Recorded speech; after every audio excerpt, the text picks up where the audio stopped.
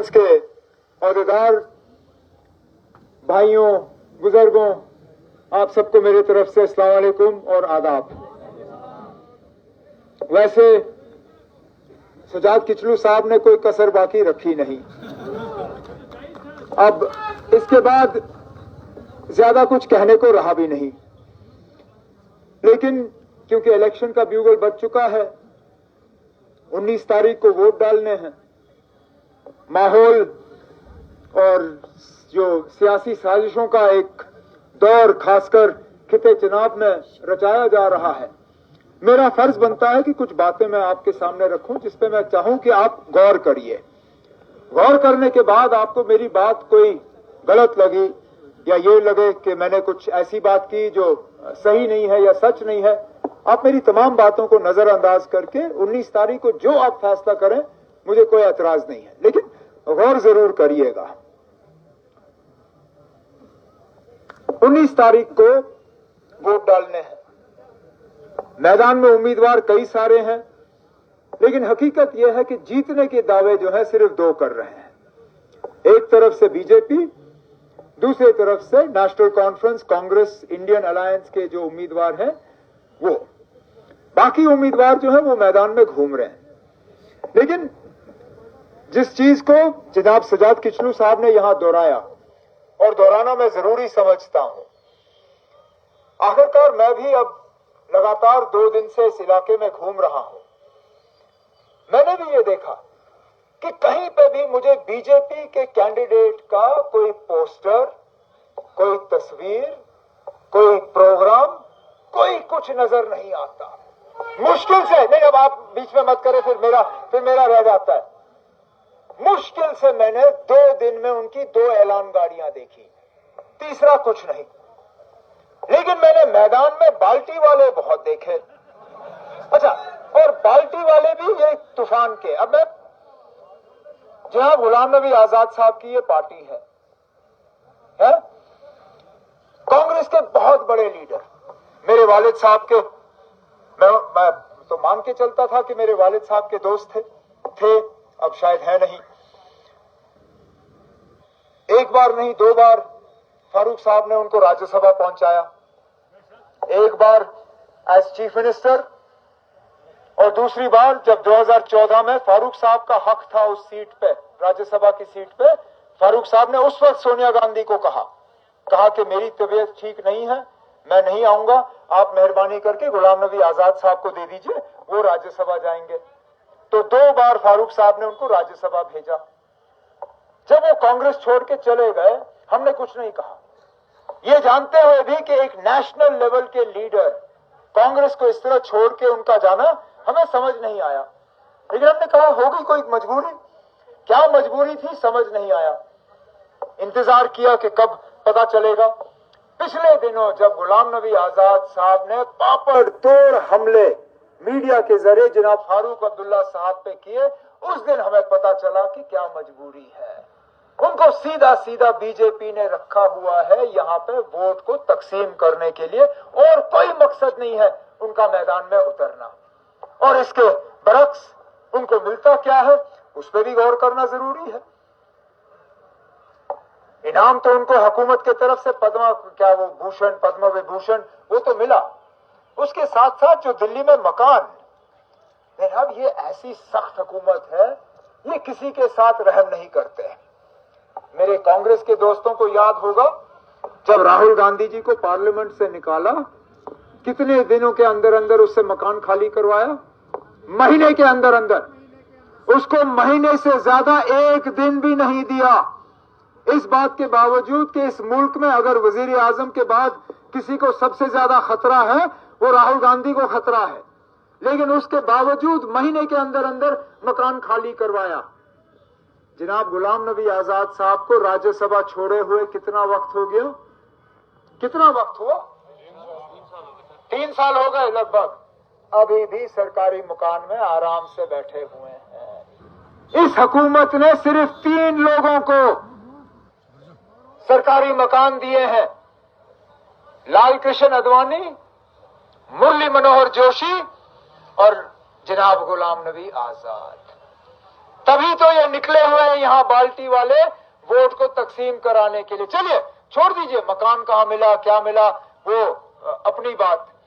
लेकिन इलेक्शन ना, जब आदमी जीतने के लिए इलेक्शन लड़ता है तो कोई इलाका छोड़ता है जहां वो वोट मांगने नहीं जाता।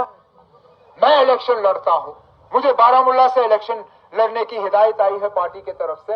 एक भी असेंबली हल्का मैं नहीं छोड़ूंगा जहां मैं वोटरों के पास नहीं पहुंचूंगा उन्हें तैयार करने के लिए कि वो मेरे हक में वोट दें। उल्टा यहां देखिए ये बाल्टी वाले, इन्होंने मां सिवाय चुनाव वादी में कहीं और इलेक्शन का प्रचार किया है? उधमपुर के इतने असेंबली हल्के हैं, उन उधमपुर के असेंबली हल्कों में एक भी प्रोग्राम हुआ इनका? एक भी नहीं। कठुआ में 6 असेंबली हल्के हैं, कठुआ में एक भी इन्होंने प्रोग्राम नहीं किया। यहां तक कि रामबन में भी इनका प्रोग्राम नहीं हुआ है। क्यों नहीं हुआ है? क्योंकि अगर यहां पे प्रोग्राम होगा नुकसान बीजेपी को होगा। अच्छा चलिए, उधमपुर और इस पार्लिमानी हल्के की बात हम छोड़ें। आजाद साहब ने कहा था कि मैं जम्मू कश्मीर में एक पार्टी बना रहा हूं। जम्मू कश्मीर में 5 असेंबली हल्के हैं, है या नहीं है?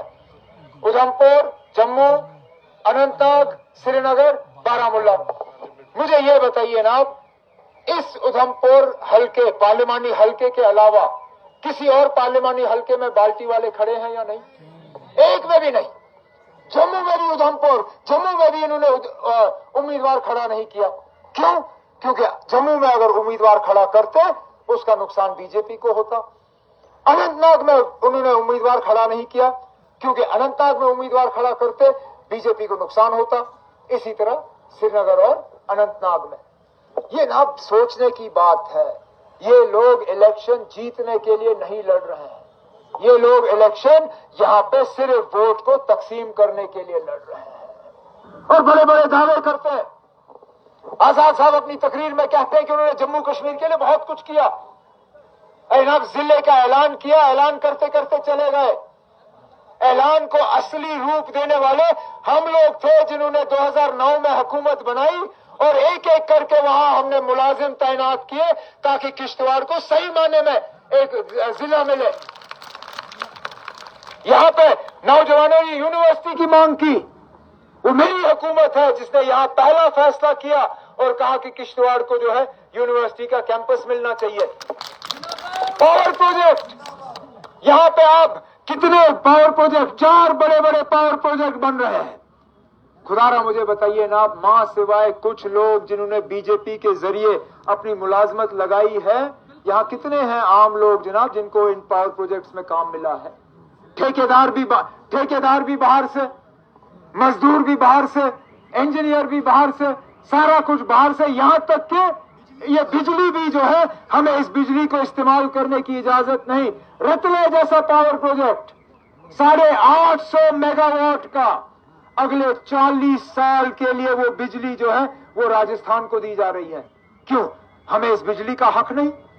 दरिया हमारी, आबो हवा हमारा, जमीन हमारी, सारा कुछ हमारा, बिजली राजस्थान को। इसी तरह कहां पे जनाब ये लोग तरक्की की बात करते हैं, कहते हैं इन्होंने एक खुशहाल जम्मू कश्मीर बनाया, लेकिन जब हम खुशहाली को ढूंढने की कोशिश करते हैं कहीं दिखता नहीं है। मैं नौजवानों से पूछता हूं, बताइए ना इन पिछले 5 सालों में कहां मिला आपको रोजगार? कौन सरकारी मुलाजमत कर रहा है? इन्होंने कहा कि 370 धारा 370 जो है ये यहाँ पे तरक्की में रुकावट है और इसको हटाने के बाद नए नए कारखाने खुलेंगे। आज 5 साल हो गए हटा के कौन सा नया कारखाना यहाँ किश्तवाड़ में खुला? एक भी नई फैक्ट्री की तरफ ये इशारा करें और कहे कि पिछले 5 साल में ये फैक्ट्री खुला। एक नया प्रोजेक्ट ये हमें दिखाएं जिसके जरिए ये कह सके कि वाकई इन्होंने तरक्की का एक नया दौर जो है यहाँ पे शुरू किया। हमारी पहचान, हमारी शनाख्त, हमारा वकार, हमारी इज्जत, सारा कुछ इन्होंने तहस नहस किया और मिला हमें कुछ नहीं।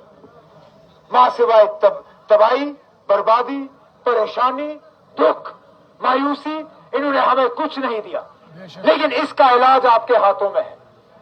हम चाहते हैं कि आप एक मतलब जोरदार एक पैगाम न सिर्फ दिल्ली को बाकी पूरी दुनिया को एक ऐसा पैगाम भेजे, और वो 19 अप्रैल को आपने भेजना होगा। 19 अप्रैल को फैसला करने का दिन है। देखिए, मेरे जो नेशनल कॉन्फ्रेंस के साथी हैं वो हल का निशान ढूंढेंगे। इस इलेक्शन में आपको हल का निशान नहीं मिलेगा। हम मिलकर इलेक्शन लड़ रहे हैं अपने कांग्रेस के दोस्तों के साथ। क्यों? क्योंकि हम यहां पे वोट को तकसीम होना नहीं देना चाहते हैं। नहीं तो हम भी उम्मीदवार खड़ा करते। कौन सी कमी है यहां पे उम्मीदवारों की? हम भी पार्लियामेंट का उम्मीदवार जो है मैदान में उतारते, लेकिन सोच समझ के नहीं उतारा, क्योंकि हम यहां पे वोट जो है वो तकसीम होते हुए नहीं देखना चाहते। तो इस बार मेरे जो हल के जो साथी हैं, मेरे जो नेशनल कॉन्फ्रेंस के साथी हैं, आप हल का निशान मत ढूंढिए। चौथे नंबर पे हाथ का निशान है। आप ये मान के चलिए कि इस बार हल और हाथ जो है वो दोनों एक ही निशान में है।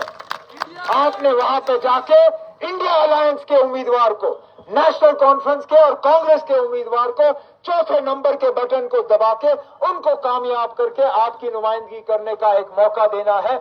यही एक सुनहरी मौका है यहां से एक पैगाम भेजने का कि आप पिछले 5 साल के हालात से बिल्कुल मुतमईन नहीं हो, आप बदलाव चाहते हो, और बदलाव के लिए पहला कदम जो है आपके इस तरफ से इसी 19 तारीख के चौथे नंबर के बटन को दबा के आप ये पैगाम भेजोगे, इस उम्मीद के साथ कि 19 तारीख को आप लोग सही फैसला करोगे, क्योंकि ये सेमीफाइनल है। फाइनल का भी ऐलान हो चुका है। अब हम जानते हैं कि अगस्त और सितंबर में यहां असेंबली के इलेक्शन होने हैं।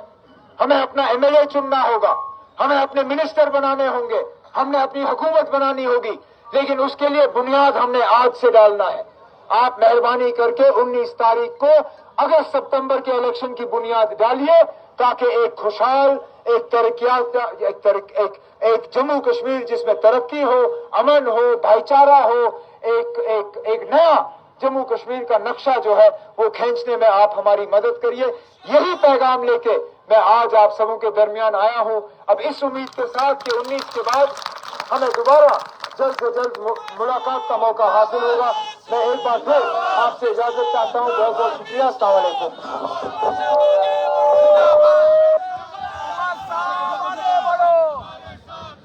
उमर साहब आगे बढ़ो।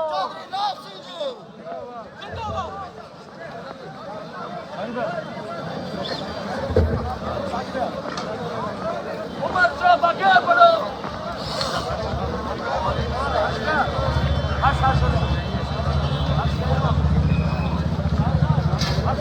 जनाबे उमर साहब जिंदाबाद। जनाबे उमर साहब जिंदाबाद। उमर साहब आगे बढ़ो, हम तुम्हारे साथ हैं। उमर साहब आगे बढ़ो, हम तुम्हारे साथ हैं।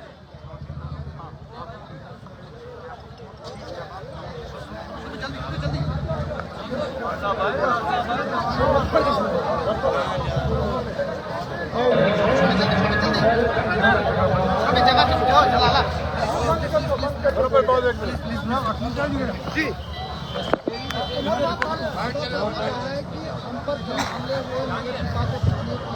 क्या सॉरी आजाद साहब ने कल यहाँ पर कहा कि मुझ पर कोई हमले मिलिटेंट्स ने किए, मुझे साहब आने के बाद कितने हुए, लेकिन आप पर कभी भी कोई हमला नहीं। पाकिस्तान के साथ भी मिले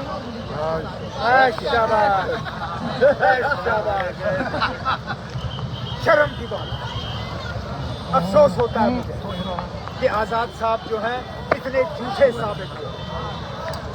मैं उनसे ये उम्मीद नहीं कर रहा। सियासत में हम एक दूसरे की मुखालफत करते आए, करेंगे भी, लेकिन कम से कम कुछ तो आप ये झूठ की सीमा रखिए। अब मैं कितने हमलों को यहाँ दोहराऊं। आजाद साहब के ना ये उनके मुंह से इस तरह के जो अल्फाज निकले ना, तो मैं शर्मिंदा हो जाता हूँ। अब नेशनल कॉन्फ्रेंस में कितनी कुर्बानियाँ दी मैं गिनूं। 3,500-4 हज़ार से ज्यादा मेरे साथी जो हैं पिछले 30 साल में कुर्बान हुए हैं। कितने सारे जख्मी हुए, आजाद साहब भूल गए। कितने हमलों का मैंने सामना किया है खुद, चाहे वो सरनाल अनंतनाग में हो, चाहे वो क्या कहते हैं लोलाबादी में हो, चाहे श्रीनगर में हो। अरे कितने हमले फारूक अब्दुल्ला साहब ने बर्दाश्त किए, गिने हम।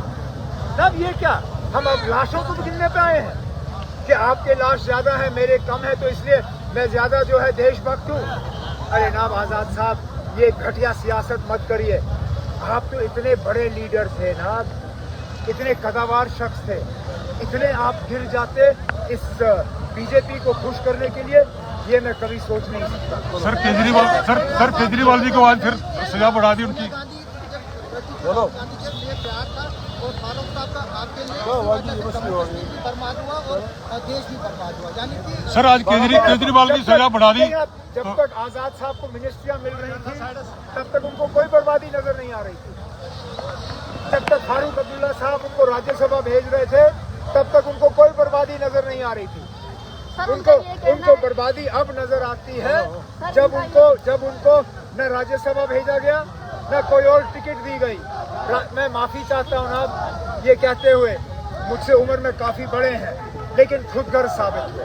बीजेपी का बहुत मतलब मैं बयान नहीं कर सकता हूँ कितना मतलब खुदगर्ज निकले जनाब गुलाम नबी आजाद साहब।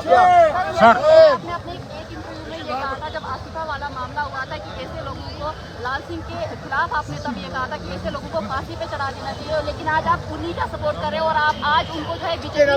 मैं इंडिया अलायंस की मदद कर रहा हूँ और शायद मुझे इतनी मदद करने की जरूरत नहीं पड़ती अगर यहाँ पे बीजेपी की मदद करने के लिए गुलाम नबी आजाद साहब नहीं निकले होते।